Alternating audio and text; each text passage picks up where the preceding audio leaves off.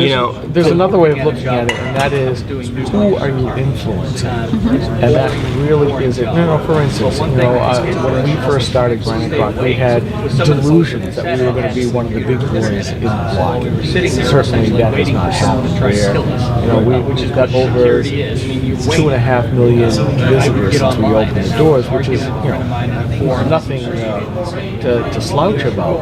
But especially when you consider New Hampshire only has 1.3 million citizens. Well, right, and we've turned into a state-level blog. For a while, when we first started, we were sort of semi-local, semi-state, semi-national. But when you consider that Instapundit has 2 million hits per day, that's just one of the deals. But we look at how we influence the culture and how, more importantly, we influence the politics in New Hampshire. Our income's not really big, but it's always a big curve, and I'm going to try to put my finger. It's a very stark curve in that there are a few sites that get huge amounts of hits, and then it comes down very rapidly, and then where there's just a ton, tens of millions of blog sites that might get 10, 15 hits a day. We happen to be somewhere in the knee of that curve.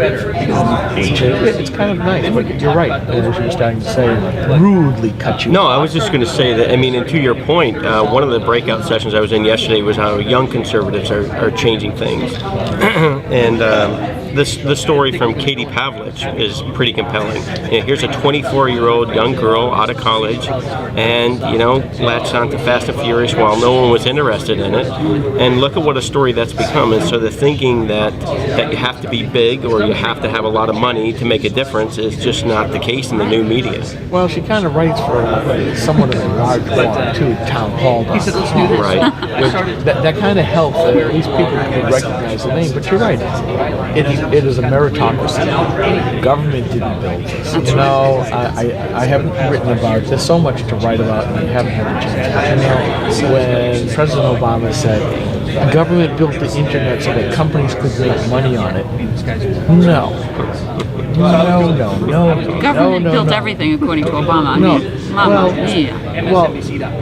Government research money did help build the internet, but it was research. But it was research not for the commercial world, as Obama would have you think, but it was more, again, I remember back when this was happening, we were at some really hot times during the Cold War.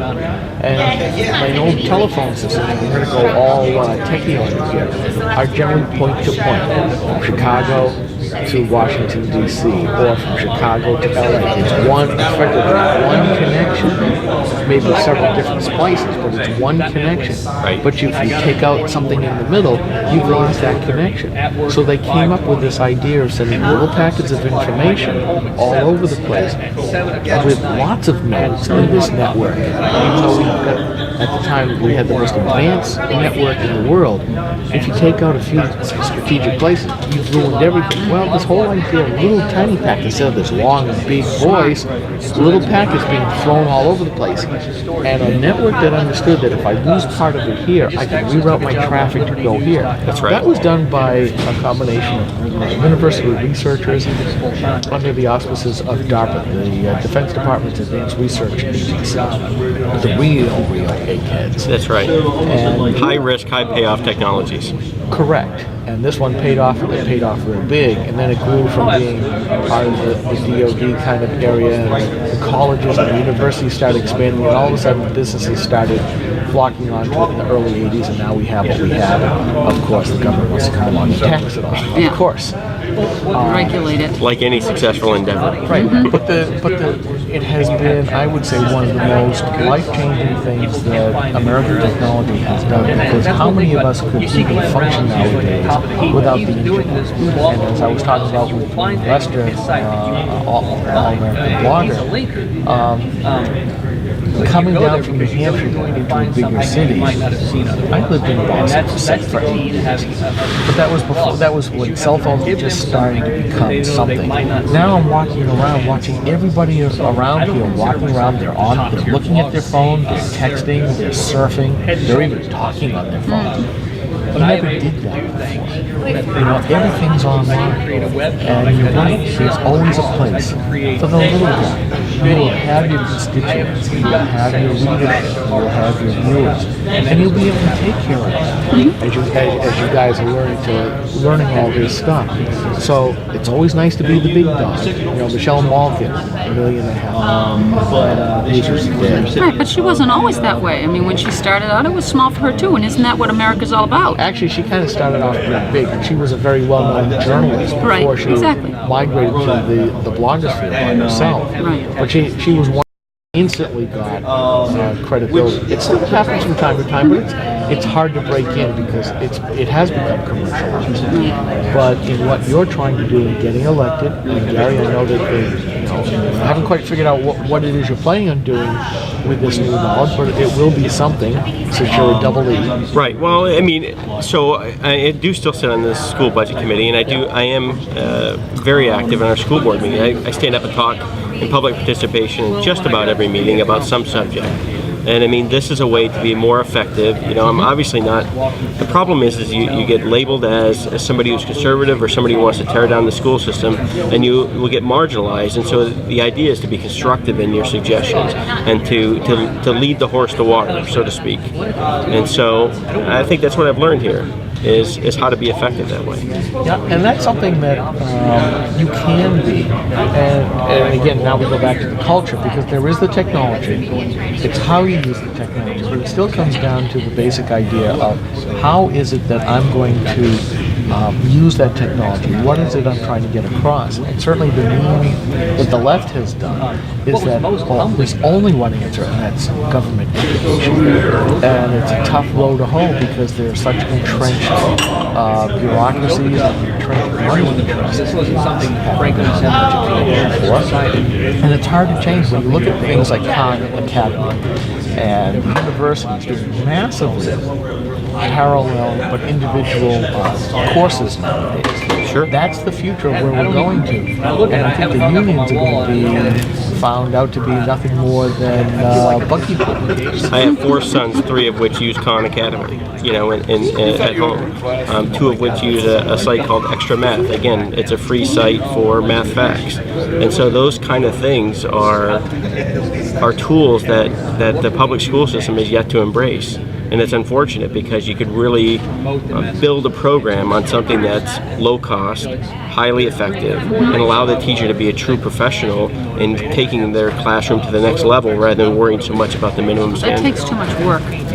Well, here's the thing that you're going to be faced with back in the House, but we're seeing the beginning of a return to a different paradigm in education, which is years and years ago, before the late 1800s, You can go and take when any photo. institutional schools started to happen because of the Industrial Revolution. You used to get the one-room schoolhouse with a school mom that taught all ages. But before that, you had homeschooling as well. Now we're seeing the technology because, the topics that have to be covered, the subjects that have to be covered, have certainly increased over the years, highly specialized. But you're seeing the ability online for students to go back and do this on their own, sort of combining what a lot of people don't care for, the Montessori school, which is, let the students learn on their own.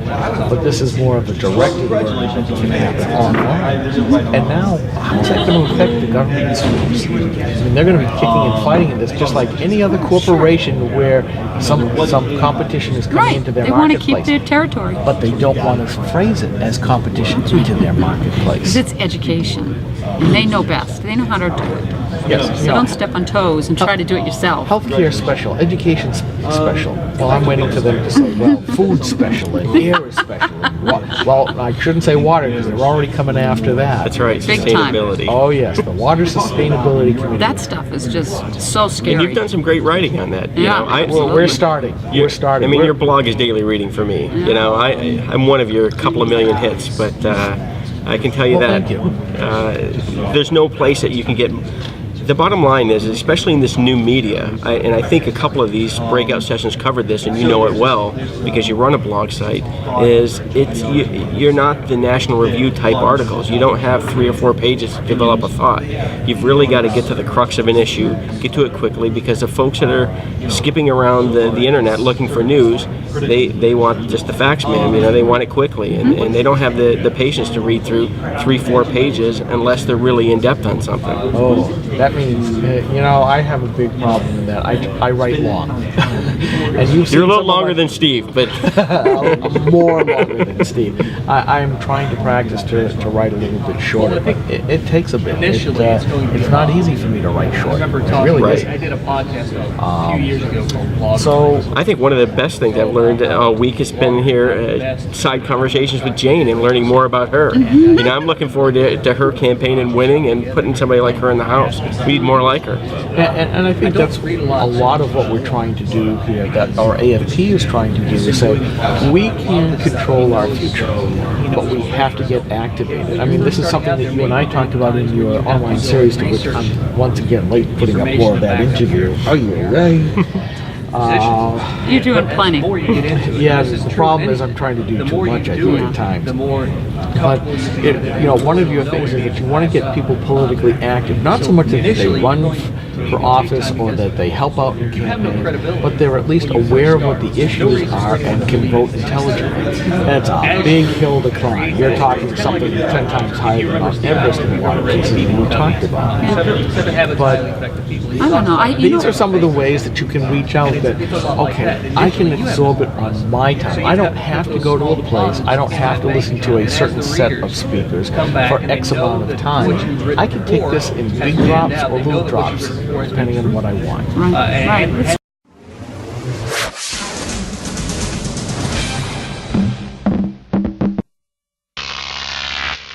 Croc TV.